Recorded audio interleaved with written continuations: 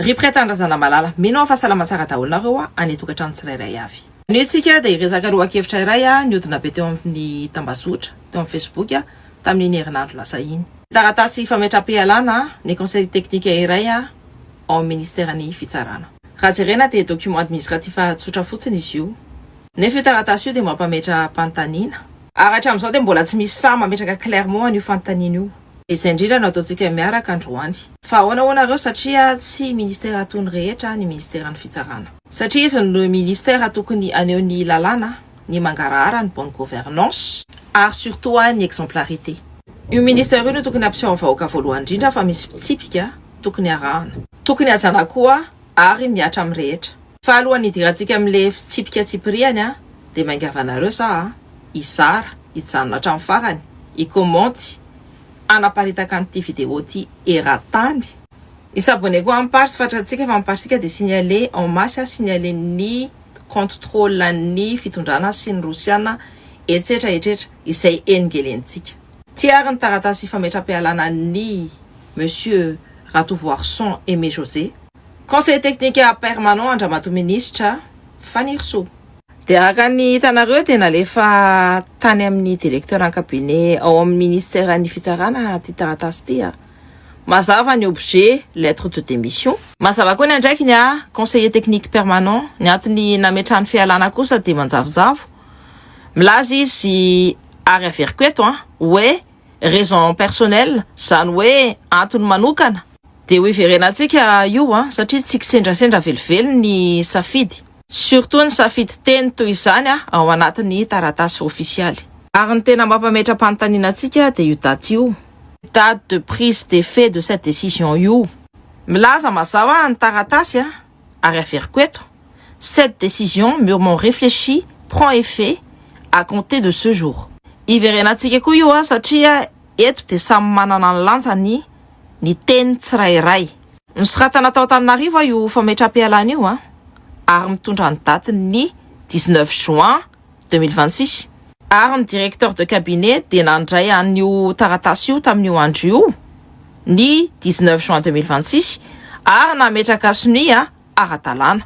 Il n'y a donc à ce stade strictement aucune ambiguïté. Manomboka ny 19 juin 2026 tsy manana andraikitra ofisialy intsony io olona io ao ministère-ny fitsarana. Voasoratra mazava zany vita sony avray ara-dalàna, tokony vita eo ny tantara fin de l'histoire. Fa zao kosa ny tena mampanay io conseil technique io ihany no mbola hitantsika tamin'ny 26 juin tamin'ny défilé officiel niaraka tamin'ny ministre de la justice Fanirso Ernevo tao Mahamasina. Hitantsika mazava tsara, hitantsika noir sur blanc fa les démissions dia maka effet le 19 juin 2026. Ny directeur an'ny cabinet an'ny ministère de la justice misy no mivalide azy. Ka ahoana ny hazavana fa fito andro taty aoriana ny 26 juin 2026 dia mbola hita eo amin'ny tribunal officiel indray io olona io. Comme si de rien n'était. Raha nametra-pialana izy tamin'ny 19 juin dia ina mbola ataony eo amin'ny environnement officiel an'ny ministre ny la justice. Raha tsy conseiller technique intsony izy dia amin'ny mahinina azy izy no eo. Invité personnel an'ny madame la ministre ve izy io.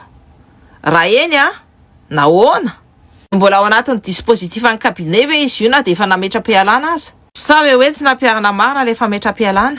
Ara-dalàna ve hoe olona nametra-pialana officiel ary à effet immédiat dia mbola miseho eo akaikin'ny ministre amin'ny sehatra officialy. Dia nahoana ny cabinet ministère de la justice tsy manao clarification ary tsy ny clarifieny mihitsy le situation. Manina ny sa manao fanazavana ary indrindrindrindra nahoana no misy fahanginana sy tsisy fanazavana amin'ity resaky ity. Encore une fois, pourquoi cette opacité? Satria rehefa misy olona miala amin'ny andraikiny officiel indrindra ministère saripady tahaka ny ministère de la justice tsy maintsy misy ny mangarahara. Mampiseho hoe mifitsipika amin'ny taratasy fotsiny fa rehefa tena izy dia amboarina araka ny toe-javatra sy araka ny sitrapon'ny ministra. Dia iverenantsika ary le antony nametrahany fialana. Eo amin'ny taratasy monsieur José dia miresaka amin'ny antony manokana hoe raison personnelle.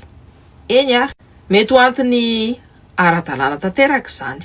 Fa eo amin'ny politique indrindra amina ministère stratégique ny teny hoe raison personnelle dia matetika teny midadasika be. Ary teny izay manidy indrindra ny varavarana amin'ny fanazavana zany. Fa amin'ny tiraraty dia tsy ny antony voalaza ihany no olana. Ny olana dia ny toe-javatra manontolo. Satria raha antony manokana fotsiny rehefa metram-pialana dia nahoana no maika be. Nahoana no à effet immédiat.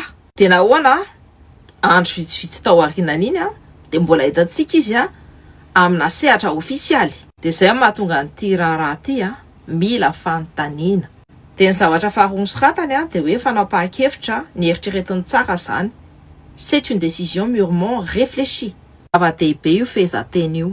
Rehefa misy olona milaza fa nanapa-kevitra tampieritreretina tsara, zany hoe décision mûrement réfléchie, dia midika zany fa tsy fihetsika tapoka fotsiny io. Diky zany fa nisy réflexion, nisy fieritreretana tao ambadika tao. Nisy recul koa. Ka inona marina no resaina? Inona no nieritreretina tsara? De quoi parle-t-on? Qu'est-ce qui est mûrement réfléchi? Ahoana no mieritreritra lalina amin'ny fametraha-pialana tsotra fotsiny? Satria tsy olona tsotra tao anatin'ny ministère i José. Conseiller technique permanent izy. Diky zany fa tsy olona nandalo fotsiny izy. Olona nanaraka dossier nandritra ny fotoana maharitra. Olona mahalala ny dossier sensible rehetra. Olona mahalala tsara ny perquisition, ny arrestation, ny procédure sensible, ny dossier politique, ary indrindrindrindra ny dossier atteinte à la sûreté de l'État izy. Ka rehefa olona toy izany no mametra-pialana tampoka à effet immédiat, dia tsy maintsy mametraka fanontaniana atsika. Nisy zavatra nanengelina ny eritreritra ny ve? Nisy procédure sasany natonga anazy tsy à l'aise ve? Sa ve hoe à un moment donné, Monsieur José s'est dit tsy afaka manohy intsony zany hoe je ne peux plus continuer? Na tsapa ve izy hoe nisy opération sasany lasa lavitra loatra? A-t-il refusé d'être associé à certaines décisions? Taka amin've hoe ny fitsarana izay tokony ho fitaovana hitadiavana marina dia lasa fitaovana politique. Tsy ao andohantsika fa afaka mahatakatra ny zavatra mahazo azy. Nous ne sommes pas dans sa tête mais nous pouvons comprendre sa démarche.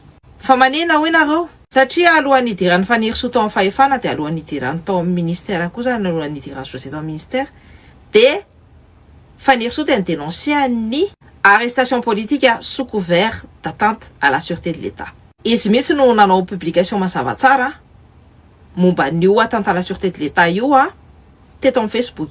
Tao amin'ny publication io dia nazavany fa ny gadra politika dia olona ampidirana ponja tsy aradrarina noho ny fijoroany ara-politika. Dia avy eo ampangaina hoe atteinte à la sûreté de l'État. Tamin'izany fotoana izany mazava ny afany. Nenjehany ny fomba ampiasaina ny atteinte à la sûreté de l'État io anakanana mpanohitra. Fa ankehitriny kosa ministre izy. Ary inona hitantsika eo ambanin'ity ministère tarihany ity? Membre GNZ nosamborina ny torturé na nampidirana basy tany Ambava. Colonel Patrick Aneponza, olona niarahany tolona taminy. Fantatrinareo hoe na réseau ampiasainy foana, réseau officiel ampiasainy foana, atteinte à la sûreté de l'État, io tena mitovy io foana no apetraka. Omaly izy nanameloka ny fisamborana ara-politika amin'ny resaka atteinte à la sûreté de l'État. Androany izy miadobe. Izy mihitsy aza no justifié. Ao anatin'io contradiction io, José no nanao démission. C'est au milieu de cette contradiction que José a quitté le ministère aujourd'hui. Avouons-le, cette démission arrive dans un contexte où la parole d'hier semble contredire les actes d'aujourd'hui. Comme toejavatra iray ty fametra-pialana ty, mifanohitra amin'ny teny omaly ny asa tao androany. Ary eo ny tena olana. Satria raha ny tena marina dia tsy hoe nahoana José no nametra-pialana ihany no atao fanontaniana. Ny tena fanontaniana dia lavitra be.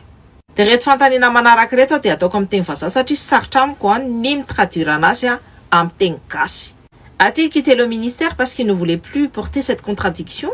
A-t-il quitté le ministère parce qu'il voyait de l'intérieur ce que nous, citoyens, commençons à voir de l'extérieur? A-t-il quitté le ministère parce qu'il a compris que la justice, au lieu de rester un outil de vérité, est devenue un outil politique? Nanao José nametra-pialana toy izay mipata-mangina ny contradiction io ho izay difficile à assumer. Zay ny tena hevitry ty taratasy ty. Tsy document administratif tsotra fotsiny. C'est un symptôme d'un malaise profond. Ny famantarantsika azy dia conseil technique eo anivon'ny fitsarana. Ary nikitika dossier d'arrestation sy de perquisition. Zay fantatry ny fahefana fa mariny tsy milamina. io démission mûrement réfléchi à effet immédiat io de milaza zavatra anankiroa. Ny voalohany de nahazo pression tany amin'ny fahefana satria hita amin'ny fahefana fa tsy milamina reny arrestation reny sy reny perquisition reny. Faharoa fantatra ny José fa lasa fitaova politika ny fitsarana de tsy miaro tsony ny tonona natao tamin'ny 2025 tsony io fitsarana io. Noho izany aleo miala aingana de tsy hopitika ny maloto pour ne pas être éclaboussé zany. Fantatsika rehetra fa rehefa manomboka mainy endomoanjo de mitsoka ny voalavo. Les rats quittent le navire, les rats bien rassasiés quittent le navire. Ny voalavo tsara zany mitsoka avant l'heure fa tsy adino vahoaka malagasy zany.